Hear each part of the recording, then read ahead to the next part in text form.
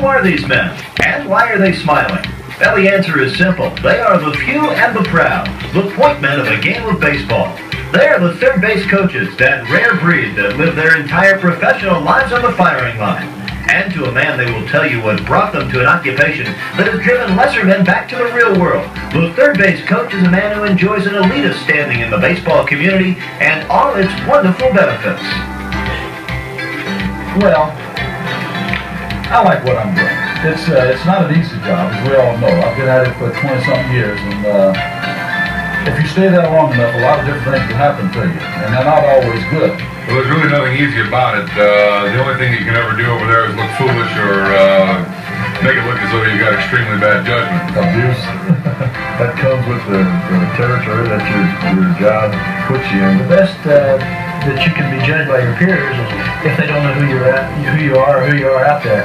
And as long as you're not noticed, you're doing a pretty good job. And once you get a guy thrown out of home and fill up in another category, they notice you're quite well made. They definitely let you know that. Here in Boston, the Red Sox man on the spot is Joe Morgan, now enjoying his first year in the coach's box at third. Now, Morgan replaced the immortal Rene Lachemann, who achieved a sort of cult status in the same position during recent seasons. Morgan looks back to this past opening day when he officially joined the third base fraternity. Buckner takes off and Rice shoots it to right field. Foul, fair ball. It looked like it hit the line. Buckner around third. He will score. The throw to the plate, he will not score. I had a real good spring training as far as I was concerned, you know, and here's the first runner of the year, and I get him thrown out. Well, one thing that I was amazed about on that play, though, is how that ball got back in the infield so quick. Because once when the guy called it foul, I took my eye off of it, right? Now, then I saw him call it fair out of the corner of my eye, so I said, well, Buck, you might as well keep going. I looked up, and here's the ball. Well, Monty told me the ball hit an iron post down there and jumped right to Braggs, who had slowed down. And he told me that if Braggs hadn't have slowed down when the umpire made the foul call, he would have never got the ball. And this is what mystified me. I couldn't believe it. But it was close. I don't know how it became that close. I thought it was going to be up like 30 feet. Interestingly enough, getting a runner thrown out at home isn't a third base coach's worst nightmare. Rhode Island native Johnny Gore, hot corner coach of the Indians, tells us what his worst scenario is. Probably end up with two runners at third base would be a nightmare. Down the box and another play at the plate. The ball gets away from Cole. The runners are both one of them past the other one. There's an out on the bases. The players got coiled up at third, and the runner at second base, Paul, past Carter. And there'll be an out call. Yeah. Every day you see something different. Now, of course, there are many components to the game of baseball which affect the way a third base coach does his job. And one of the prominent changes in the game over the years has been the advent of artificial turf. And the man that works for George Steinbrenner, Yankee third base coach Mike Ferraro, talks about all to consider while playing on the carpet.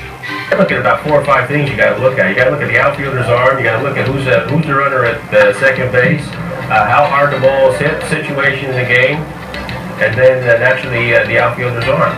But I tell you what, the new turf hasn't bothered me at all. Before artificial turf was brought into baseball, I used to be dark hair. I used to have dark hair. And this is what you see now. And this is what 8 years in Cincinnati will do to your artificial turf. And I hope that answers your question. I hate artificial turf. Not only because it makes it tougher for third base coaching, which was without a doubt it does, because a mediocre arm becomes a lot better arm because of the fact that the ball can even roll to home plate and have a runner thrown out in that manner. But the fact that it changes just the game of baseball the way it was intended to be played, because it takes the gamble out of outfield play, it takes the gamble out of a lot of things, areas in baseball, and this is the part that I don't like about it. And one of the excitement of giving signs, that secret language between coach and player. Now, these top secret communications can decide championships. Mike Ferraro recalls one such moment involving the incomparable Yogi Berra.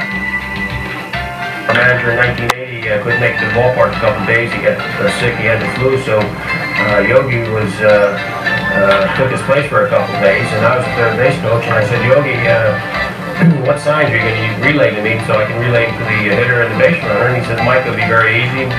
He said, right-handed nose will be the bunt, right-handed ear will be the hit and run, and right-handed chin will be the steal. I said, fine, that's easy enough. We got a 1-1 ball game going to the 7th inning. Bottom of the 7th inning, first hitter gets on. The next hitter is Greg Nettles. Now we're playing in Yankee Stadium. I look in the dugout, and Yogi's going like this. And I said, gee, Yogi want Nettles bunting in this situation? I says, short right field porch in Yankee Stadium, got a chance to hit a home run.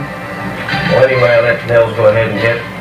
After the inning's over, I go in the dugout, and I said, did you want Nettles bunting in that situation? He says, no, why? I said, well, you had your right hand in your nose. He said, if it's inside, it don't count. We've seen that there is so much more to the life and times of a third base coach than anyone could have ever imagined. So we asked these proud men, the chosen few, if they enjoyed their work and what, if any, advice could they pass on to future generations. Have a lot of Maalox available. Definitely try to get enough Grecian formula, and hopefully they've got a new replacement for hair, because you're going to lose a lot of hair and have a lot of ulcers. Of course, when it gets a little tight, the heart beats a little faster, the blood pressure goes up.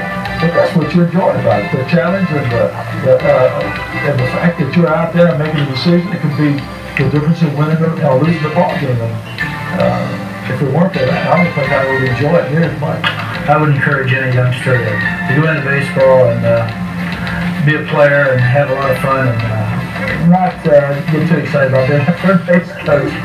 Go to medical school. Forget it.